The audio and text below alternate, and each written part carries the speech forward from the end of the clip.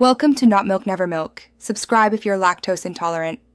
In this video, I will explain how to replace low beam bulb Kia Optima, only way.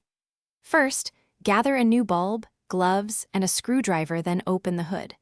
Locate the headlight housing behind the front bumper and remove the dust cover by twisting it counterclockwise.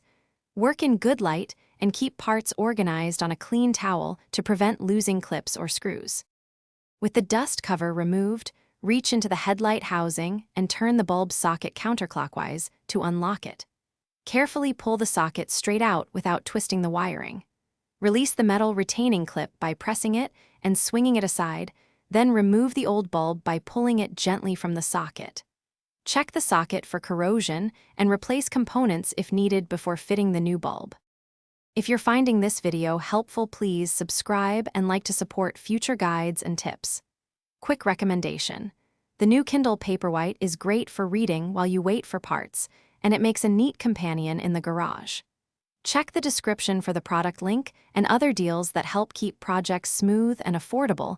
Now let's get back to the video.